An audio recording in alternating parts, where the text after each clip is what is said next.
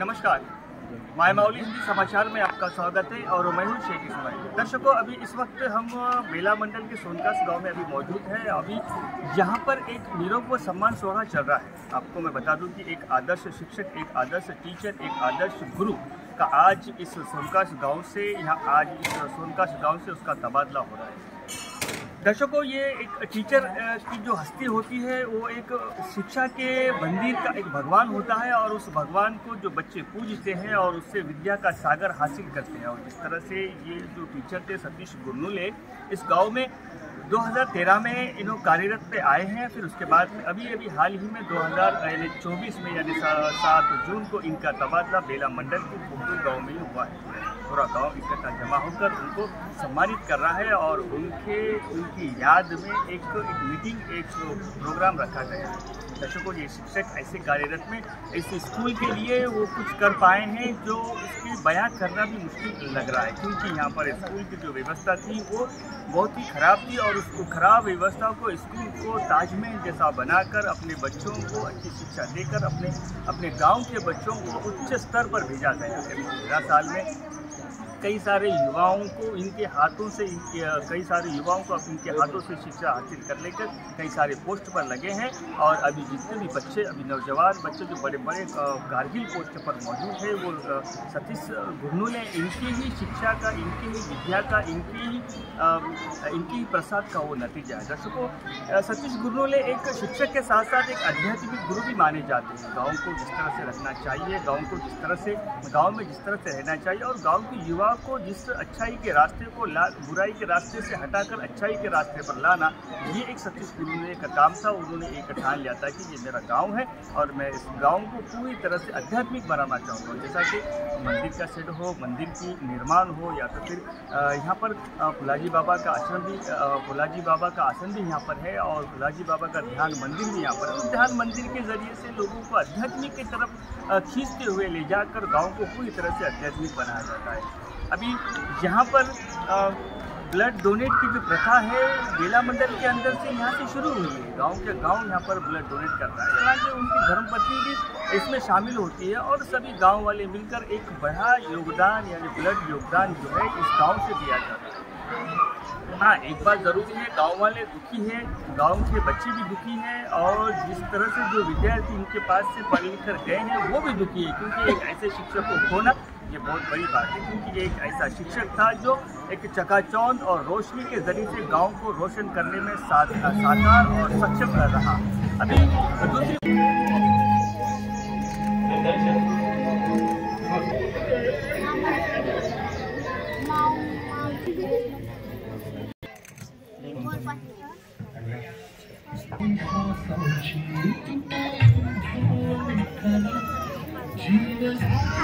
या ठिकाणी मी आमंत्रित करतो गणपतरावजी गुरनुले आणि शाळा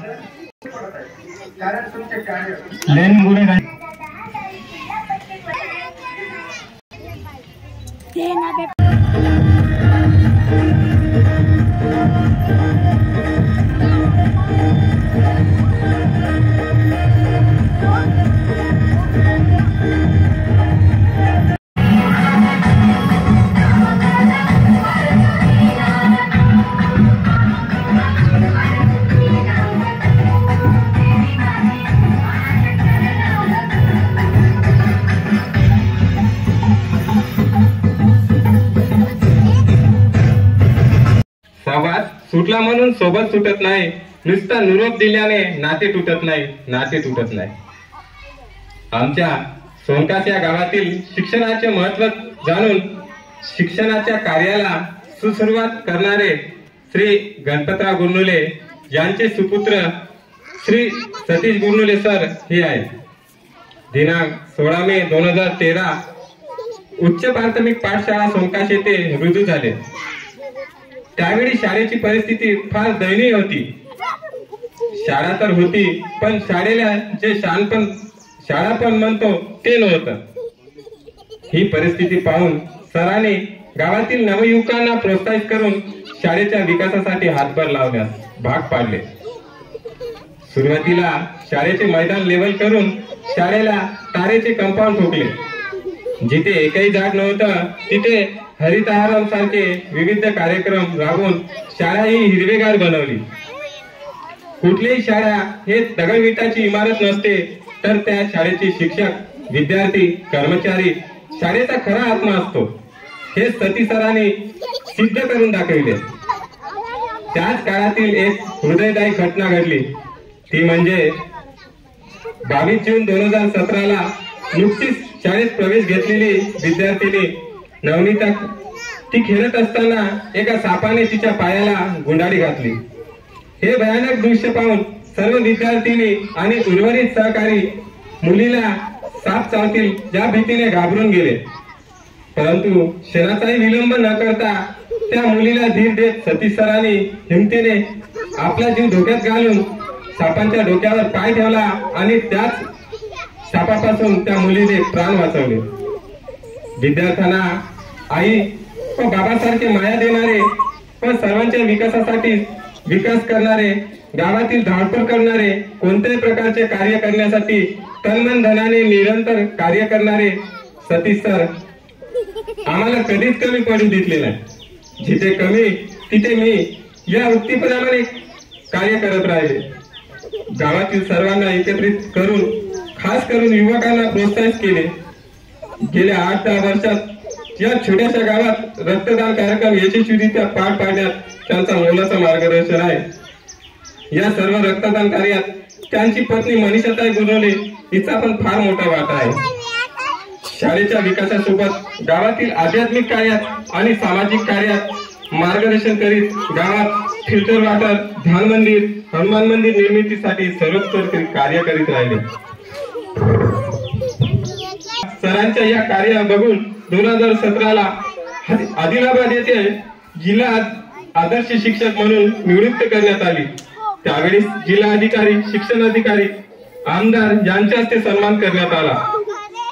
सरांचे 16 मे 2013 ते 7 जून 2024 पर्यंतच्या या शाळेतील आणि गावातील काळ हा नक्कीच आम्हा सर्वांना स्वर्णकाळ राहील अशी आमची खात्री आहे. हे सन्मानपत्र आम्हाला लिहिण्यास संधी मिळाली हे आमचे अहोभाग्य समजतो आणि हे सन्मानपत्र दंड अंतःकरणाने सरांना पुरवितो. आपला विश्वासू समस्त गावकरी. तर अशा काय एक तर त्या मुलीचा जीव तर त्या कवाय होता, पुरा पायाने असे गुंडाळून परिस्थिती होती. त्यावेळेस बाथरूम सुद्धा नव्हती, करू शकत होता. त्याच्या आधी सर तर समोरून होते आणि त्यात रस्ता सुद्धा फार कमी होती. तो आज साप मला तरी भीती वाटते असा या माणूस आपल्या समोर उभा झालेला. आज सापाच्या पायावर हे ठेवणं एका विद्यार्थ्याच्या जीवना किती मोठी मान कीर्ती आपल्याला. व सन्मान सोहळा सन्मानमूर्ती आदर्श शिक्षक श्री सतीश गणपतराव गुरनुले आज या ठिकाणी निरोप घेत आहेत शाळेसाठी.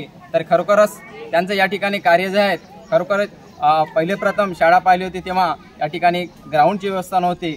त्यांनी ग्राउंडसाठी मदत करून या ठिकाणी मुरुमसुद्धा भरलेले आहेत आणि तसेच या ठिकाणी कंपाऊंड वॉलसुद्धा नव्हता, कंपाऊंड वॉलसुद्धा त्यांनी केलेले आहेत, त्यांच्याच हस्ते झाले आहेत. आणि या ठिकाणी म्हणा बोर्ड म्हणा, या ठिकाणी झाडं त्यांच्या खिशातून पैसे लावून सुद्धा त्यांनी या ठिकाणी झाडे लावले.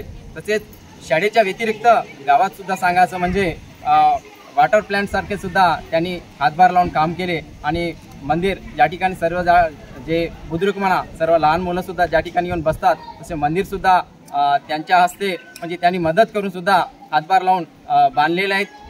आणि अशा अनेक प्रकारचे त्यांनी सुद्धा जे अडीअडचणी होती त्या सुद्धा सॉल्व्ह केलेल्या आहेत. खरोखरच ज्याप्रमाणे सोनकास या ठिकाणी त्यांनी कार्य केले होते, शाळेसाठी सर्व्हिस दिली छान प्रकारे, तसंच सुद्धा खूप दूर या ठिकाणी सुद्धा त्यांनी अशाच प्रकारे आपले मुले सुद्धा म्हणून काम करावं आणि हेच ईश्वरचरणी मी प्रार्थना करतो आणि या ठिकाणी.